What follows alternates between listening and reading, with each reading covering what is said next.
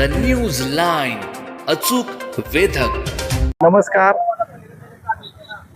गेले 12 तारखेपासून आम्ही कराड शहर काँग्रेस, पश्चिम महाराष्ट्र काँग्रेस अल्पसंख्याक विभाग आणि समता सामाजिक संस्था यांच्या वतीने जे हे आंदोलन पुकारलेलं आहे, या आंदोलनातले बरेचसे मुद्दे आमचे आहेत, परंतु सगळ्यात जास्त महत्त्वाचा मुद्दा आम्ही जो घेतला आहे त्या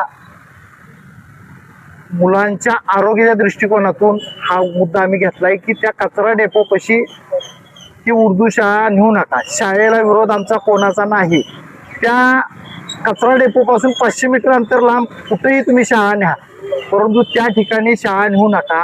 हा आमचा मुख्य उद्देश आहे, कारण त्या मुलांच्या आरोग्यावर परिणाम होणार आहे आणि याच्यामुळे म्हणजे उद्या भविष्यात मुलांचं जर काही कमी जास्त झालं तर त्याची जबाबदारी कोण घेणार, हा महत्त्वाचा मुद्दा आहे. आणि कोणाच्या तर हट्टापायी तिथं शाळा नेणं योग्य नाही.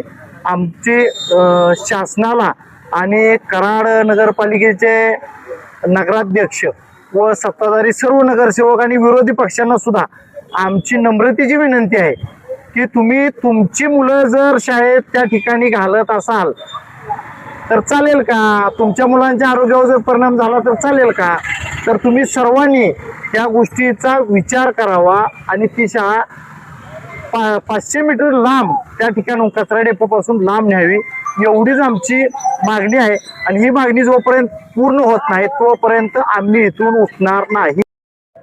12 डबरे परिसरामध्ये जे संविधान भवनाचं काम चालू आहे ते 30/9/2024च्या मंजूर प्लॅन प्रमाणे होणं अपेक्षित होतं, परंतु त्या ठिकाणी त्या संविधानाचा आधार घेऊन त्याच्या पाठीमागे जी उर्दू शाळा बांधण्याचा प्रयत्न सुरू आहे त्याला आमचा ठामपणे विरोध आहे. त्या वार्डामधील आमचे सहकारी मित्र अखिल आंबेकरी असतील, त्यांचे मित्रपरिवार असेल, झाकीरबाई असतील, आज विविध संघटना आम्हाला पाठिंबा देत आहेत. मुळात ज्या ठेकेदारानं गेले 10-15 दिवस चुकीचं बांधकाम केलंय, पहिल्यांदा त्याच्यावरती आपण ठोस कारवाई करावी, त्याला ब्लॅकलिस्टला टाकावा. तर तो आपल्या आदेशाप्रमाणे तर पालन करत नसेल तर आपण त्वरित त्याच्यावरती कारवाई करावी, नाही तर उद्याच्या 15 ऑगस्टला आम्ही सामुदायिकरित्या आम्ही आत्मदहन करणार आहोत. द न्यूज लाईन, अचूक वेधक.